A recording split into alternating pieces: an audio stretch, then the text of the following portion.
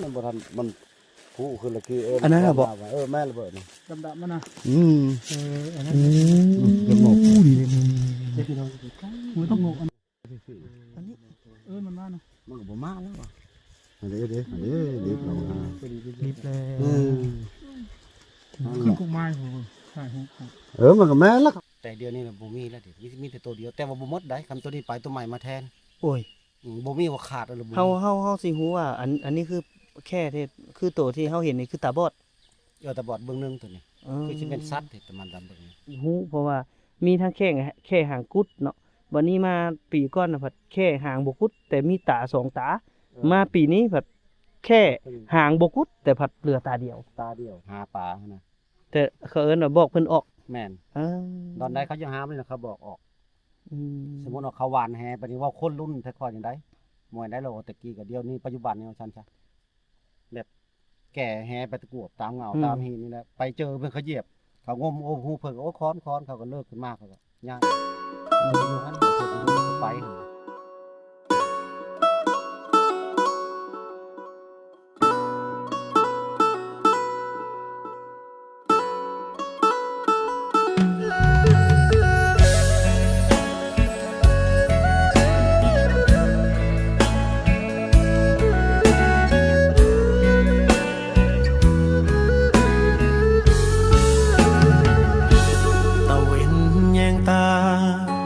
เวลา6 โมงแลงบัวควายกำลังเข้าแหล่งแกว่งหางไล่ยุงในคอส่วนตัวของเฮาเมื่อรับจ้างเขาอยู่เมืองบางกอกมานอนไล่ยุงในตรอกขายแหงสู้แบบวันต่อวันบัดนี้ที่เฮาก็สิได้เดินทางไปเบิ่งแค่พี่น้องก็ภาวนาให้พวกเฮาได้เห็นเจ้าชาละวันแค่น้ำจืดแค่ที่อยู่ในถ้ำแค่ที่อยู่ในแปลวแต่ว่ายังเหลือเพียงแต่ตัวเดียวแต่ก่อนจะมีคู่ของมันอีกเลยพี่น้องมี2ตัวแต่ว่าอีกตัวนึงครับมันก็ได้เสียชีวิตไปละก็เลยเหลือเพียงแค่ตัวเดียวก็เตียงเที่ยวมาใน3 ปีแล้วแต่โบเห็นแต่ชาวบ้านน่ะเห็นเราบอกว่าสิเห็นบอกต้นไม้ก็บักใหญ่เลยเนาะต้นไม้ครับ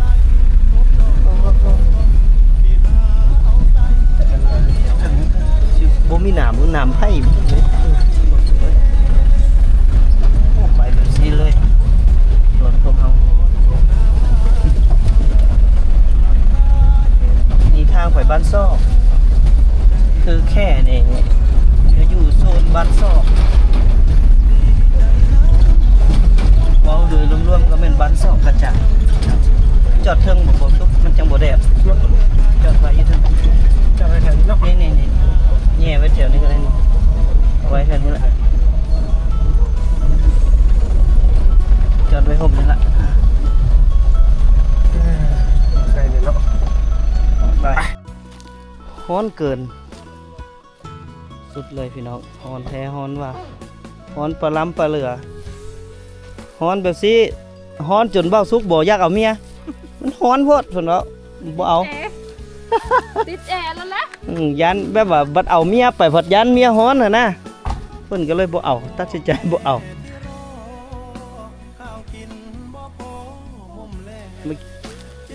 มาแล้วบางเทื่อได้กินต้มไก่อยู่เพื่อนเพิ่นอีก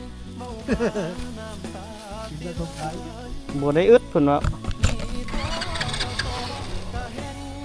เอาไปเจ้าเห็นจะเคลื่อนละอย่าว่าได้ยังเจ้าก็ได้แทงเงินแล้วโทรเอาโมมีเด้อมันโทรแล้ว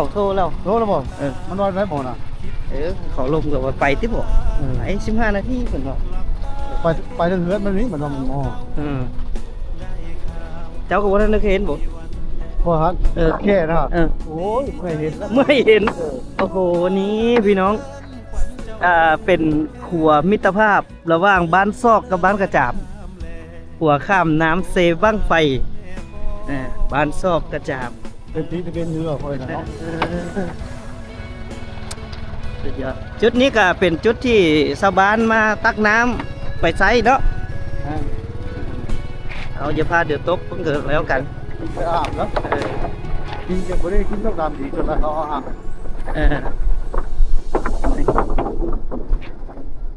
ปึ๊บโอ้ย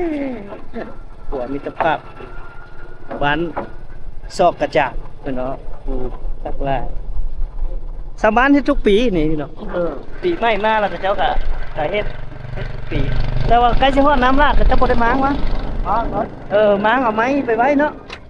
กับใครก็นั่นน่ะอันนั้นอ้างหยังตัวน่ะ ร้อย พูน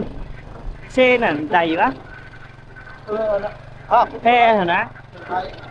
ไปครับเป็นอาเซียน โอ้บ่ไดน้ำเพชรนาแซงน้ำ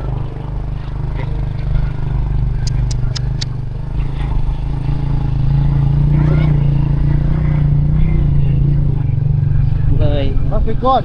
จุดตรวจสบายดีพี่น้องป้องไป ครับ ว้าวสัมภาษณ์จับผู้สาวจอดก่อนมาถ่ายผู้สาวก่อนบ่แม่นชุดนี้บอดป๊บแต่เฮางวดก่อนน่ะเฮ้อแม่นเนาะถ้าเจ้าป๊บนี่ถ้าเจ้าเคยป๊บอ้าย บ่เคย เคยหรือบ่ลมกับผู้บ่าวอยู่บ่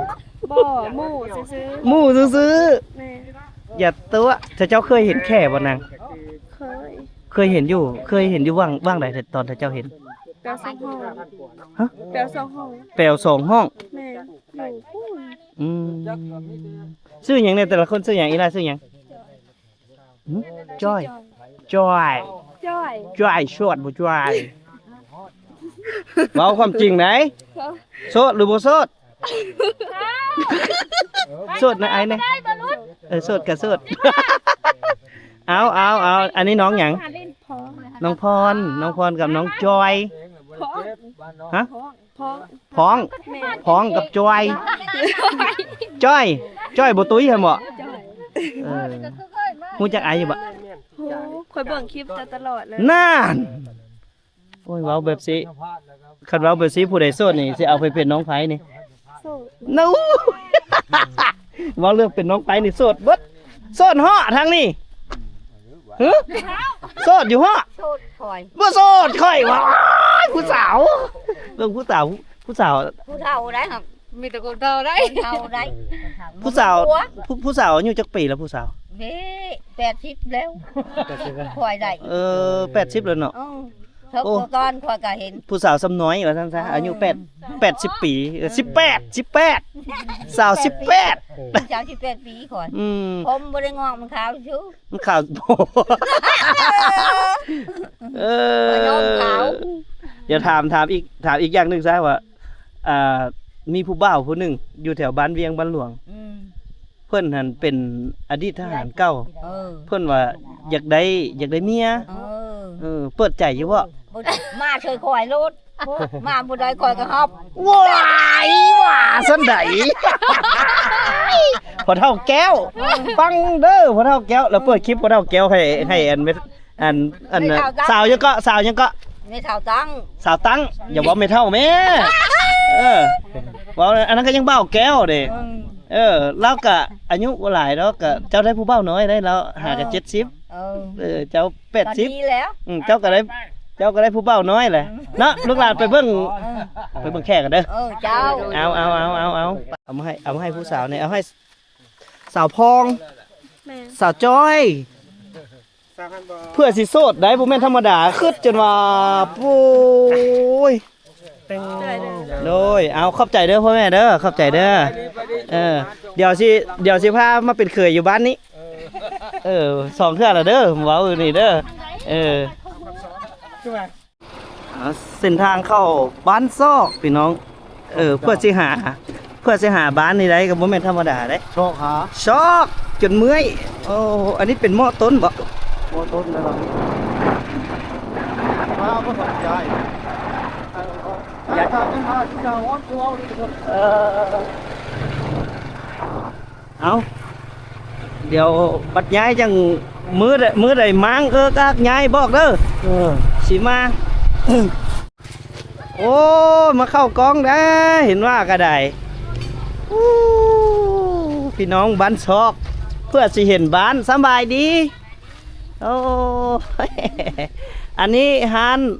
เฟตาลูกเมืองลาวพนบริการโต๊ะตั้งเต็นท์เครื่องเสียงพร้อมฟ้อนห้อนแอวสบายติดต่อได้ที่เบอร์030-595-6374เอาติดต่อเพิ่นเด้อไป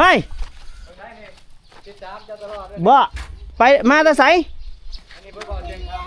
ฮะมาแต่เฮียนไปตั้งใจเฮียนเด้อโอ้ไส FC ฮะบ้าไปชังกันนี่บ้าเพชรตาอุ้ยหัวหน้ามาขอสมัครงานเลยนี่เด้อบ้าเพชรตาเอ้ยอันบ้าเตียงคำมาขอสมัครงานเด้อเพื่อนให้เป็นเจ้าของทั้งวงดนตรีให้เศร้าโต๊ะตั้งเต็นท์มาพี่นะมาลมน้ำบ้าหน่อยมาเอาติดต่อเพิ่นได้เด้อพี่น้องมื้อนี้สิขอสมัครงานนำเพิ่นจักหน่อยหนึงไปกันเด้อเฮ้ยมื้อหน้าสิมาขี่รถทีบลิ้นน้ำเดียวเด้อเจ้าจะเป็นเรือน้ำก้อยนะเจ้า โอ้ยเมนเข้าอย่างกะยานะรถเรือลำเดียวล่ะ เจ้าคนได้ไทยได้ตาได้กระดาษตก ไปสนใจเพียงวะท่านผู้สาวเมนยังวันนึงให้ไปซีดน้ำหอมเอามิญคูอยู่บ่มาปีนี้มา ตะหกแล้ว มา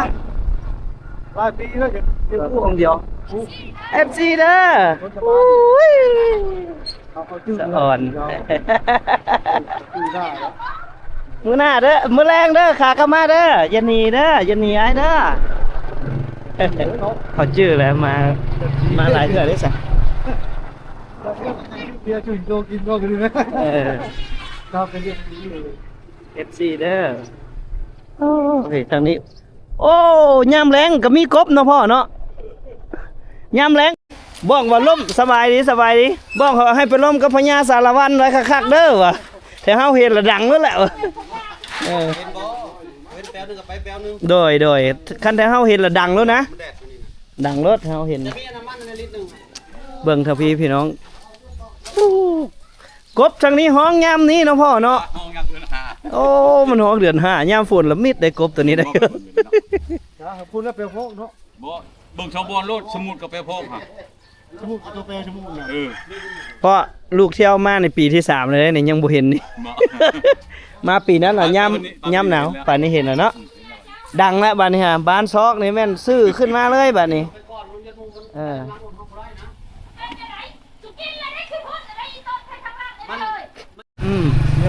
บ้านซอกนี่ยังมีหลายอย่างที่ว่าลี้ลับที่เฮายังบ่ทันได้นำเสนอแต่มื้อนี้นี่สิพาไปเบิ่งพญาสารวัตรซะก่อนพญาแค่ซะก่อนว่าเป็นจังได๋แค่ในตำนานอีหลีได้พี่น้องเอ้ยนี่ได้แค่ตั้งแต่ดึกดำบรรพ์อีหลีได้เนาะเกิดมาอย่างนี้น่าภัยก็ดีเขาเฒ่าแก่แม่นถามทางใดเขาก็ฮู้เบิ่นน่ะพี่โป๊ไปตากินน้ำแท้เนาะลังเนาะอุ้ยสะอ่อนเด้ลังหลายแท้แต่น้ำสิมีหรือบ่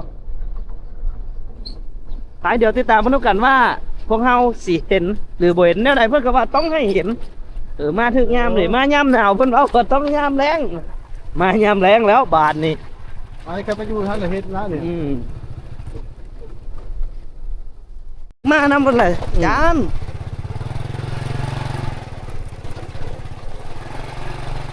คือเป็นบ่อนท่องเที่ยวมาปั๊บแล้วก็ไม่อยากเบิ่งได้อยากเก็บเงินเดี๋ยวได้เขาบอกนั่นดอกเขาบอกรายงานเขาเนี่ยเขาน่ารายงานเนาะบ้านเขาได้นำผู้นั้นผู้นี้นะผู้นั้นเป็นผู้ดึงดูดเข้ามาเนี่ยนี้เขาเอาดอกเขามักกับตัวอันยังให้บ้านเป็นส่วนร่วมของตัวเองนะไม่ยังอย่าเฝ้ายางหัวก่อนมันเป็นอันข้ามเป็นอันนั้นเนาะทางได้ครับทางไทยมันเยอะขั้วทางทุกอย่างเนาะทางไทยคือครับเบิ่งต้นไม้ตอนนี้น้ำท่วมนะจ๊ะ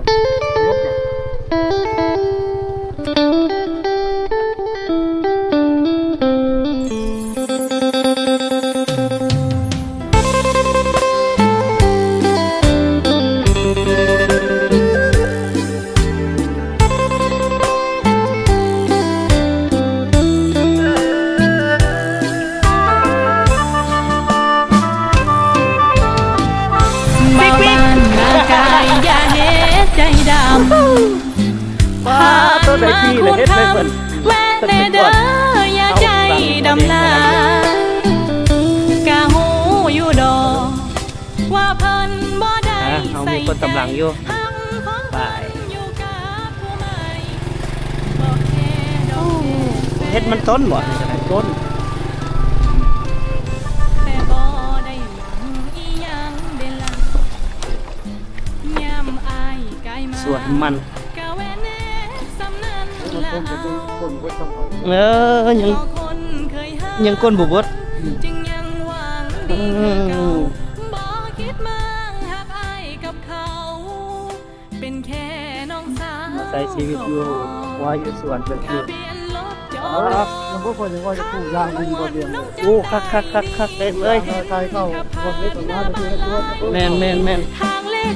12ที่น้องเคยลองสติกเกอร์สีขาวที่เขียนว่าเฮามีกันก็พอ เป็นหยังสิจำบ่ได้ละน้อติดเองกับมือจำได้ทุกคำ จุดแรก ท่านมีตลอดพาจะไหน คำยังจำทุกอย่าง แล้วเข้าไปคุณดาวเลยนะ ให้เจ็บกะสร้าง ยามฝนเต็มนิดนี่เนาะ จึงอายกับลำ โอ้พื้นที่เพิ่นกว้างอีหลีพญาสารวันนี่พี่น้องเอ้ย เออ ปิด พื้นที่เพิ่นพื้นที่ที่เพิ่นอยู่เนาะน้ำมันก็ลอดผ่าหน่อยนี้ล่ะ ทำง่ายแล้วเขา น้ำลอดได้แล้วเนาะ อันนั้นเป่าเตียงท้องกูเลยเป่าเตียงค้ำตัวเดียว เสียงทอง ท้องเนาะ อันนี้ขุมระเบิดมึงนู้นนี่พี่น้องนี่แม่นเบิดนี่ขุมระเบิดเลี่ยนเดี๋ยวเลยนี่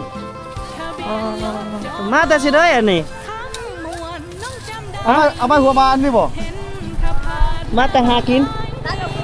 ตัดลังหัวโอ้ไม้หยังอันนี้เขาเอิ้น ไม้มือฉลังบ่ ฮะ ไม้หัวบานน่ะนี่ ไม้หัวหมาน ตัวใหญ่ไม้แดงเป็นแพญาบ่เนี่ย พี่น้องสังเกตเห็นบอกว่า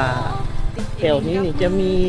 กลุ่มระเบิดหลายโดยเฉพาะแม่นบัวละพานี่ คือจักเด็กน้อยจักผู้ใหญ่แหละ ยังไปกวดได้แถวนี้ไหน บ่ ยังพันเก็บกู้ที่แม่เลย โอ้คันว่าเฮาเริ่มเฮ็ดเป็นพื้นที่ทำกินแล้วเขาเจ้ายังมากวนให้มันบ่ เอาบ่มาละเห็ดกับมือนี่ก็ดี เฮ็ดบ่อันนี้ ก็เขาเห็ดกับเพื่อนน่ะให้เขากายบากินดิเรียกว่าแห้ง เขาคือเห็นเขาบ่กวดอยู่ด้วยกัน โจอดมันระเบิดครับระเบิดแต่บอกเขาเห็นให้นะ ไม้จิก เจ้าเมื่อไป ไม้หัง เมื่อไปทางให้คนป้าไม้ที่นี่ลาบขับ ไม้จิกไม้หังนี่ถือว่าสุดยอดแล้วของเกณฑ์นี่ไม้ถือว่ายังอุดมสมบูรณ์เลยครับบัดยามนั้นนี่น้ำท่วมเนาะท่วมบ่บางนี่ก็ หัวแบบกายเกลียวอยู่ งึดอยู่บนว่าพวกอเมริกาแต่ก่อนแล้วมาทิ่มระเบิดใส่เบิร์ดละแถวนี้นะยังบ่ทันได้รับการกวดกาออกเลยได้พี่น้องเอ้ยในพื้นที่แถวนี้นี่นะ ท่านผมไม่เป็นพาวนะอื่นเถอะพอพาขึ้นลังพาเห็นแล้วหินเหลือง หินเหลือง เหลืองคือน้ำผึ้งแล้วเป็นเลือกเย็บยับอะไร มันขึ้นไก่บ่ ผาผาเนี่ย ผาน้อยนี่บ่ อยู่ถึงผาขุดลงไปแห้งเรืองาม อืมผาเหลือง บุยหินบ้านเราบ่ได้ดอก หินแล้วมันเหลือง เออ โอ้โหระเบิดนี่ เจ้าเบิ่งน้ำผึ้งแล้วนะเรื่องไทยเรื่องพักไว้ อึ๊บฮอดแล้วพี่น้องฮอดแล้ว ถึงแล้วบ่จ้ะ ไปบ่ได้บ่ของแคมน้ำผม ได้ เขาจัดมีเลยค่ะ ไปรถก็ไปเลย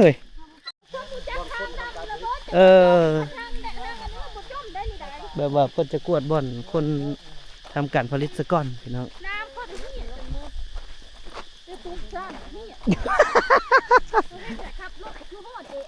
พี่น้องวงนึงหินแถวนี้คักขนาดเลยเนาะแต่ว่าฮ้อนยามฝนนี่น้ำน่าจะขึ้นตามกันที่เฮาเห็นเลยน่าจะขึ้นพุ่นธรรมดาทำไง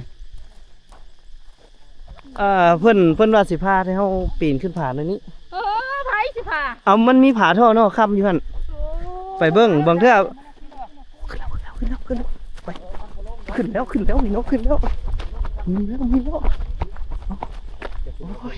ดีใจเด้ พญาเพิ่นนี่ค่ายนึงติดค่ายนึงติดอยู่เพิ่น ดีใจเพิ่นนี่ไปโอ้ยสาธุให้เห็นในพอดดีใจขนาดเลยพี่น้องได้อย่าปากเด้อพี่น้องเด้อเอาเด้อลูกหลานมาเบิ่งเด้อ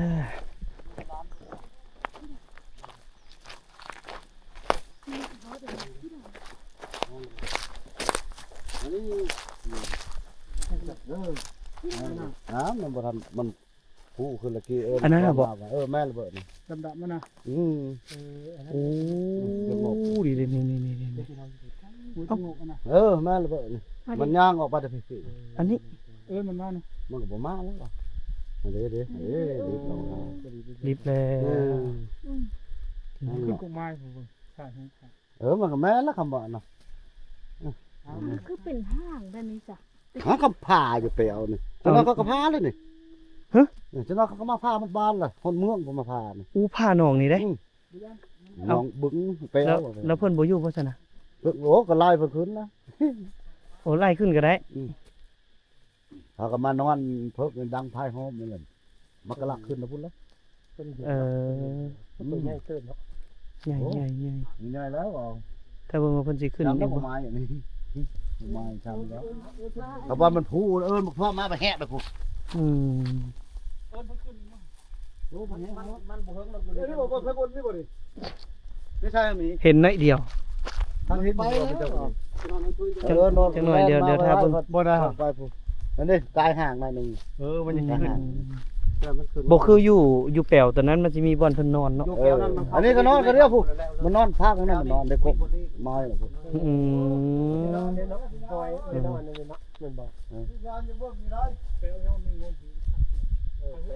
บ่เตียงก็เห็นแต่หัวเพิ่นแต่ว่าแหน่ติดอยู่ มันก็หาขึ้นนั่นแหละ แหน่ติดถ้าเบิ่งอีกพี่น้อง วันคนมาผู้เดียวเขาแม่น ต้องได้จอบมาครับ ก็เจาะมากพอเห็นอันนี้บ่เอาอันนั้นบ่ เอ้ยพอสิอันค่อยๆมาให้ตะกล้องมาเบิ่งก่อน มาแล้วไม่มาแล้วบ่ครอบจังไว้บ่เฮาเว้ผู้เดียวเฮาเนาะเถินบ่เฮิงพักกองไว้ก่อนพักกองไว้แล้วมันขึ้นมาเป็นนี่จักเป็นยังสื่อมือเกือบขาดนะมันดึงลงเชือกใส่ไหน โอ้ ผ้าบนมือบ่เห็นแค่ทำไรแค่มีแค่แล้วถึงว่ามันรู้คนผ้าป่านะ แต่บ่เคยเฮ็ดจักคนเนาะแค่นี้เนาะ บ่เฮ็ดให้คนกับปีกายมีคนอยู่หานทางมันเกาะแก้วที่พวกมองคน เขียวก็มองเจ้าขึ้นมาแล้วปลดออกสลาออกเลยแล้ว เท่ามันมีตัวแก้ว เพิ่นเกาะไว้ซื่อๆที่จริงเพิ่นก็สิชอบกินปลาในมองเจ้าหั่นแหล้ว แต่ว่าให้จับปลากินเองก็เพิ่นบ่เนาะคืออยู่พุ่นก็ไหลยังเงยกำลังก็ได้พี่น้องเดี๋ยวมาเบิ่งเดี๋ยวถ้า นั่งเป็น หรือว่าเฮาต้องเงียบๆให้เพิ่นขึ้นบ่ เที่ยวแล้วเงี้ยมึงขึ้นนะ โอ้ปลาหลายไปเด้อพุ่นน่ะ ผ้าเลยจะว่าเพียง เดือนใดผ่านี่ เดือนหน้าคนบ่เป็นก็ได้ป่านี่ โอ้หดยามผ่าปลาเอิกเดี๋ยวนี้เด้อเดี๋ยวนี้บางเทื่อมีเวลาได้มา มื้อนั้นมันขึ้นก็เบิ่งนะ ไม่มีจะพอจริงๆเลย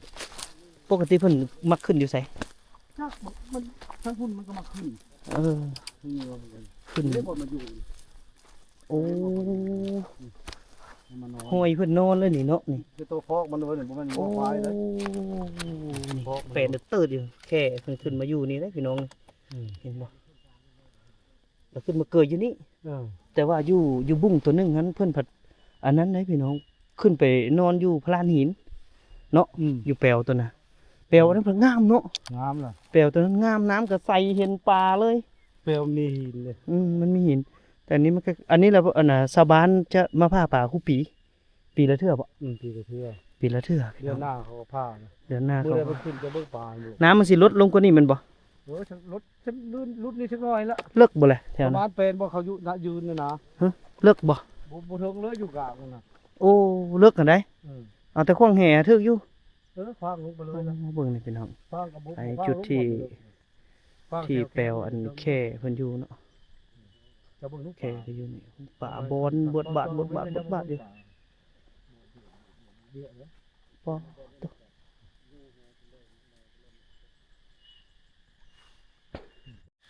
บ่าวสุกกำห้อยแค่ขึ้นเห็นบ่ อันนี้ห้อยนี่เนาะ ท้องมันเมีบขึ้นมาถูขึ้นมาได้ เมืองชงคือปลายคือบ่ ไว้ใหญ่กว่าเฮาอีกฮะ กว่า นับแล้วสอง เห็นบ่อันนี้คือบนแค่ที่ขึ้นมานี่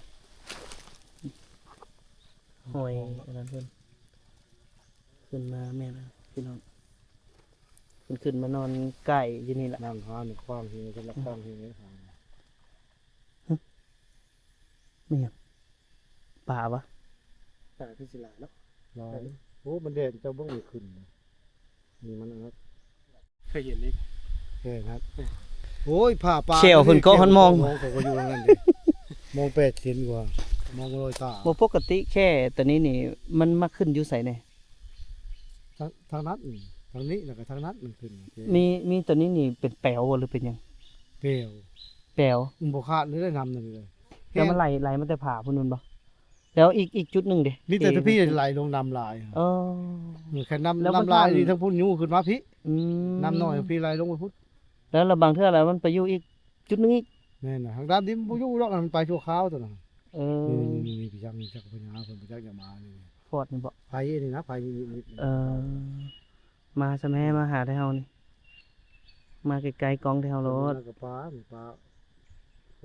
แต่เดียวนี้น่ะบ่มีแล้วเด็มีแต่ตัวเดียวแต่ว่าบ่หมดได้คันตัวนี้ไปตัวใหม่มาแทน โอ้ย บ่มีว่าขาดอะไรบ่มี เฮาสิฮู้ว่าอันนี้คือแค่ที่คือตัวที่เฮาเห็นนี่คือตาบอด แต่บอดเบิ่งหนึงตัวนี้คือสิเป็นสัตว์ที่แต่มันดำเบิ่งนี่เนี่ยมันเอาสัตว์ละชัดจะทีบจะยันนะ เออ แต่มันมักเอาเป็นหมูเป็นพานมานี่ลงมากินน้ำมันจะเอา แต่สมัยตะกี้เนาะ สัตว์เลี้ยงมันบ่เอาสัตว์เลี้ยงเป็นควายเป็นงัวว่าม้าอะไรม้าค่อยก็มันเอาอยู่แปลวันแปลสองห้องบ่อนไว้หินนะ โอ้ ม้าค่อยมันมักลอยน้ำน่ะมันเห็นแค่ลอยอยู่มันว่าอันเนื้อมันก็สัตว์ลงใส่รถ เรียบร้อยเลย เอิ้นก็บ่กลับวันนั้นก็สัตว์มาใส่แล้วสับเกิบ เฮ็ดกันเลยแมันบ่อยู่กลางวังเลย ครับเบิ่งป้าจดเส้นอยากหายมัน แต่ก็บ่เฮ็ดหยังยาเพิ่นนะ จะเป็นเนาะมันก็เอิ้นว่าสัญชาตญาณของสัตว์ แม่น ผู้ใดก็นักล่า ที่มันมักนะ ผู้ใดก็นักล่านํกัน มักกิน แต่ว่าก็มีเนาะเทื่อที่ว่ามีแค่ที่ตาบ่บอดคือไปสิเนาะก็แสดงว่า อันนี้ แสดง ก็ ว่า ตะกี้ก็บ่ได้บอดเด้ก็หาบอดคือว่าได้2ปีนี่บ่ตะกี้บ่ได้บอดนะมันมาถึงวิทย์ตอนเขาใหญ่วิทย์มีแค่หางกุดใหญ่กว่านี้อีก แต่อันนี้บ่ได้กุด อันนี้บ่ได้กุดแล้วแค่หางกุดแล้วบ่เห็นช่วงหนึงแล้วบ่เห็นแล้วพอดีเห็นแค่ตัวนี้มา เฮ้ย แค่ตัวนี้มาแล้วตาบ่ได้บอดก็หาบอดนี่ตา อืม หรือมันเปลี่ยนตัวใหม่บ่ก็บ่ฮู้ เนาะ หรือว่าตัวเก่านั่นบ่ก็บ่ฮู้แต่มาถึงวิทย์แล้วบ่ได้บอดเห็นสองตานะครับไปตามแปลวหาปลายังไฟมันก็แดงเป่งรถเฮาให้ตะมองแต่อันนี้ปีแล้วนี่ครับ เฮาก็เลยบ่ฮู้เพราะว่าบ่ได้เห็นพร้อมกัน แม่น เฮาก็เลยบ่ฮู้พี่น้องว่าแค่นี้มีจักโตแท้อยู่ในแป๋วอยู่ในถ้ำอยู่ในผาบ้านซอกแท้เฮานี่แหละมันยังบ่ฮู้เพราะว่ามีทั้งแค่หางกุดเนาะบัดนี้มาปีก่อนน่ะพัดแค่หางบ่กุดแต่มีตาสองตา มาปีนี้พัดแค่หางบ่กุดแต่พัดเหลือตาเดียว ตาเดียว ก็เลยบ่เข้าใจว่ามันมีจักโตแท้นะแต่เพิ่นก็บ่ได้มาอยู่โฮมกันว่าเป็น 2-3 โตบาทเดียว บาทเดียวบ่เคยเห็นบาทเดียวเลย แต่อันพวกอันประเทศมันก็เข้ามาสงวนนะดู อืม แล้วก็เจ้า ก็เจ้าก็สำรวจบ่ เอาเพิ่นสงวนไว้แล้วนี่ดอก อืม เพิ่นสงวนไว้เพิ่นเอาขี้มันไปวิจัยเบิ่งเพราะว่ามันมี2ตัว อืม เพิ่นว่านะแต่บ่เคยเห็น2ตัวบาทเดียวเลยบ่เคย หน้าเฮาขึ้นอันนี้สันนิษฐานเองเนาะตามความคิดส่วนตัวก็คือ อาจจะเข้าอยู่ถ้ำแล้วเปลี่ยนกันออกมาไปสิ นั่นบ่อนใหญ่ครับ บางเทื่อไปเห็นอยู่แปลวนั้นไปอีกแบบหนึงมาเป็นแปลวนี้แบบสินะแต่บ่ได้เห็นพร้อมกันจักเทื่อเอาก็ภาวนาให้เพิ่นขึ้นมาอีกพี่น้องให้อันน่ะพี่น้องท่านผู้ชมได้เห็น เพื่ออนุรักษ์ไว้นํกันนี่แหละ คือแค่นี้คันสิว่าแล้วแต่ดึกดำบรรพ์มาจนถึงปัจจุบันนี่คือบ่ทำร้ายคน บอก บ่อันแค่นี้บ่ทำร้ายคนก็คือได้ยินหลายๆคนว่า จนว่าเอาแค้วเกาะมองยิงขึ้นมาก็คือปล่อยลงแล้วก็จบแบบนี้นะก็น่าแปลกเนาะ คืออันหมอลำพรนี่หมอลำพรนี่คันเห็นมันลอยอยู่ในแปลวแหละหมู่สิกวาดมองแล้วเราก็ลอยออกไปแค่ๆนะแค่กันลิบเร็วไปไล่นะ เออ ลอยไปใช่มันก็ลิบตกไปแล้วก็ หมอรับพอดกลับมาเขาก็เอามองไปแก่ไปเฮ็ดหาปลาหั่นนะ แต่เขาเอิ้นว่าบอกเพิ่นออก แม่น เออ ตอนใดเขายังหามเลยนะเขาบอกออก อืม สมมุติว่าเขาหวานแหปานนี้ว่าคนรุ่นแต่ก่อนจังได๋มวยได้แล้วแต่กี้ก็เดี๋ยวนี้ปัจจุบันนี่ว่าซั่นซะแบบแก่แหไปตะกวบตามเหงาตามหินนี่แหละไปเจอเพิ่นเขาเหยียบเขางมโอ้ฮู้เพิ่นก็โอ้ค้อนเขาก็เลิกขึ้นมาเขาก็ย้ายเพิ่นก็อยู่หั่นบางเทื่อเพิ่นก็ไปหั่นน่ะ ได้ยินอันน้องเขาเจ้าเล่ากันฟังอยู่ครับที่เขาเจ้าไปหาปลาอยู่แปวตัวนั้นน่ะเขาเจ้าก็ว่า เวลาเจอเพิ่นก็เห็นอยู่ก็ลอยเมียก็เจอกันก็หากินไผกินเหล้า คิดว่าคือว่าเพิ่นก็บ่เฮ็ดจังได๋ เฮาก็ว่า บ่เคย แปลก ยิน แต่ว่าระวังไว้ก็ดีพี่น้องเพราะว่าเฮาก็บ่ฮู้เนาะเพิ่นก็ เด้บ่แม่นบ่ ใส่ ตัวตีงนไม้ อันนี้บ่ บ่ตะกวบก่อน แต่เพิ่นก็เป็นสัตว์เนาะพี่น้องเนาะก็อันนี้ก็คือสัตว์เฮาก็ไว้ใจบ่ได้นั่นแหละทางที่ดีก็คือบ่เจอกันละดีละยามหาอยู่หากินหากินไผหากินมันซะ ท่านก็เห็นอยู่ในสายแล้วคนบ่ลงคนนั้น แม่นเฮาก็งึดเด้ โอ้เขาบ่ได้ว่า ย้านไว้ก่อนแหละแนวใดก็ได้ พอมันคนละชาติเด้ เอาขึ้นมาเด้อพี่น้องเด้อขึ้นมาเด้อขึ้นมาให้เฮาได้เห็นอีกเด้อ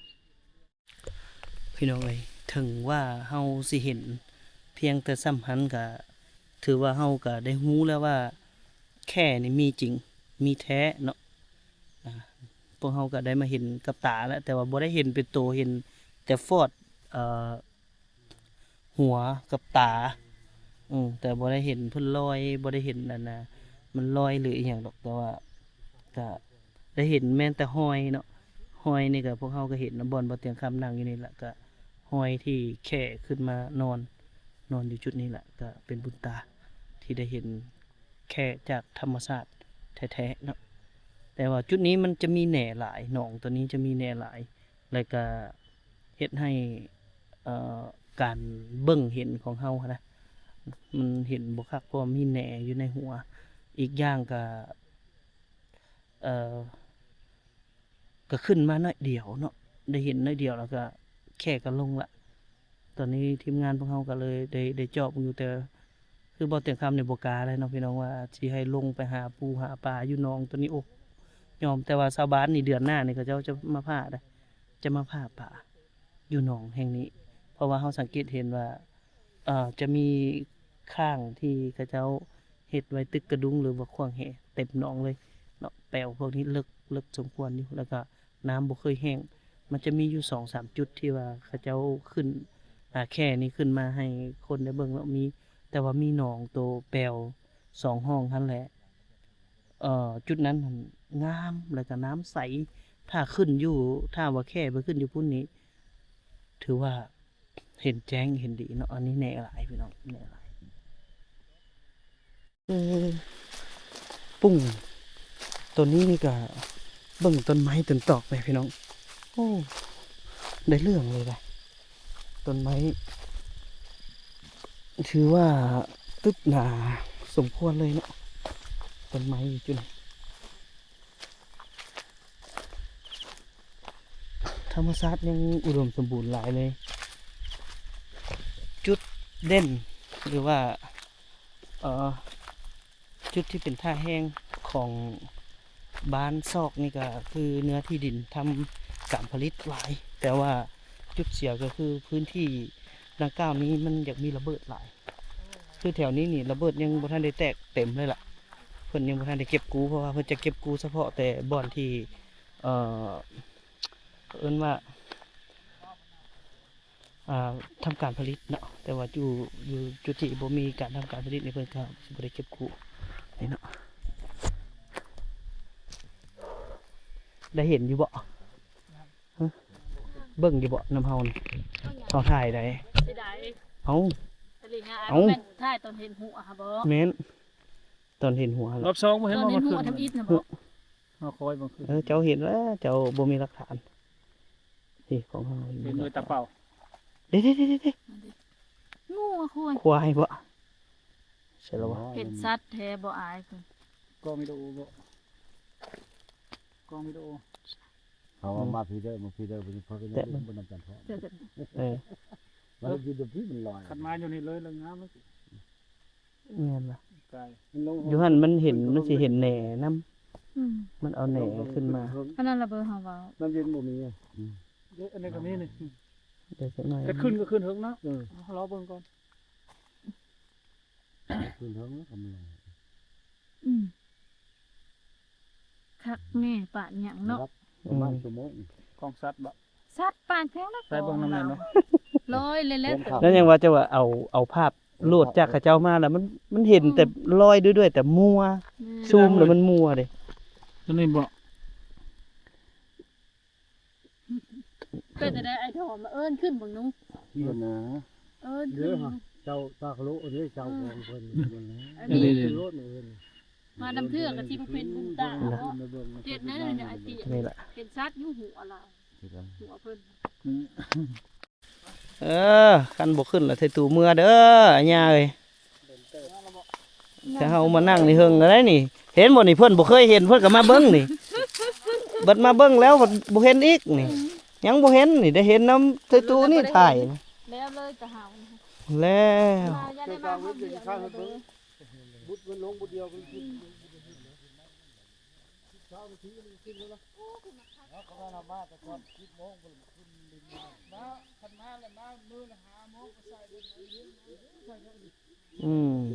เอาไปซะเฮาเดี๋ยววางแผนกันไหมพี่น้องเอาแบบว่ามากินข้าวป่าเอาวันนี้จังม่วนเนาะมาวันหยุดแล้วมากินข้าวป่าเอามันจังค่าเวลาเอากลับพี่น้องบัดนี้เฮาโอ้ยบ่ได้เห็นซ้ำเอาอย่างน้อยก็ได้เป็นตำนานนํกันว่าได้มาได้เป็นตำนานนํกันพี่น้องจนค่ำแล้วบัดนี้เอาเป็นวันหยุดแล้วถ้าเฮาหาแผนกิจกรรมบ่เนาะ บ่ชุกได้ทันเห็นบ่เล็กน้อย เฮาเฮ็ดแผนกิจกรรมมาลิ้นมาอหยังมากินข้าวป้าเอาวันนี้ บ่ทาง เออ ปลาน้อยเอ้ยนี่ แปลวบ่ได้ เอาแห้งเลย จากที่มาหาเอิ้นอะไรที่เราบ่ฮู้แต่เฮามือ มาเว้ย มากินข้าวป้าแล้วก็จังมาเบิ่ง ไป อย่ามันหาควายมันน่ะ เอาก็ต้องขอขอบคุณขอบใจทั้งอาจารย์แพงเนาะพร้อมคณะเพิ่นที่นำพาทีมงานบ่แต่งคำละกายมาเบิ่งให้พี่น้องได้เห็นว่า อยู่จุดนี้มีแท้พี่น้องแค่คือพวกเฮาเว้าเล่าปันฟังนํกันให้เราว่า แค่นี้เฮาบ่ฮู้ว่ามีจักตัวกันแท้เนาะแต่ในเมื่อก่อนเพิ่นว่ามีอยู่2แต่บางเทื่อเพราะว่ามีแค่หางกุดแค่หางกุดตัวหนึงตัวนี้บ่กุดเพราะตาบอดบัดแล้วพัดใน2 ปีก่อนเพราะว่าตาบ่บอดแล้วบ่ฮู้ว่ามี2หรือ3แต่ต่างประเทศเพิ่นมาวิจัยหันเพิ่นว่าเอาขี้มันบ่อาจารย์ เอาขี้มันไปวิจัยบ่แล้วเพิ่นว่ามีอยู่2ตัวเนาะแต่ว่าชาวบ้านในของเขตนี้หั่นเขาเจ้าบ่ได้เห็น2ตัวขึ้นพร้อมกันเนาะแต่ถึงอย่างใดก็ตาม แต่อยังน้อยก็อันนี้คือแค่น้ำจืดก็ฝากประชาสัมพันธ์ถึง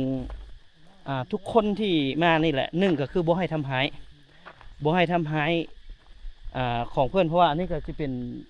แค่ที่เพื่อนอนุรักษ์ไว้อะไรเนาะพี่น้องเนาะแล้วก็ให้เพื่อนอยู่ตามพื้นที่ของเพื่อนปกตินี่เพื่อนก็บ่ได้ทำหายคนเนาะในระยะพันมาเพื่อนก็บ่ได้ทำหายคนจังใดก็ฝากนำพี่น้องเนาะก็เป็นกำลังจิตกำลังใจหวังว่าในอนาคตต่อหน้าถ้ามีโอกาสดีๆก็คืออยากให้มันเป็นจุดเที่ยวจุดชมจุดพักผ่อนอีกอย่างต่างๆอยู่ในบ้านซอกกระจามเนาะอยู่ในของเขตในเมืองบัวละพาแขวงขบวนในของเขตนี้มันก็มีถ้ำมีสิ่งของหลายสิ่งหลายอย่างที่พวกเฮายังบ่ได้ค้นพบซึ่งเป็นคนในเมื่อก่อนที่เพิ่นพบหนีแต่ปางสงครามเพิ่นแหละเพิ่นเอาไปซ่อนไปอีหยังไว้อยู่ในแขวงขมวนเฮานี่ยังหลายเนาะพี่น้องยังหลายพื้นที่อีหลีสิ่งที่เขาเจ้าเว้าปั่นเว้าแต่งคำฟังมาก็คือมันมีสิ่งหนึ่งที่ว่าแขวงขมวนเฮายังบ่ทันได้เปิดเผยออกสู่สายตาสังคมเนาะแต่อันนี้เว้าแต่งคำก็บ่จักแนวสิว่าเพิ่นว่าคล้ายๆกับ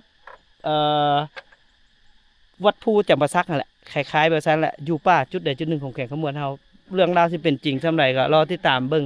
ว่าแม่นแท้หรือบ่เนาะเดี๋ยวสำหรับ EP นี้บ่เตียงคำจบไว้ซำนี้ก่อนไว้ก่อนหน้าพอกันสิให้เห็นตัวเป็นๆเนาะเดี๋ยวพวกเฮาวางแผนกันใหม่ก่อนถ้าว่าเพิ่นขึ้นอยู่จุดที่มันสวยงามก็คือ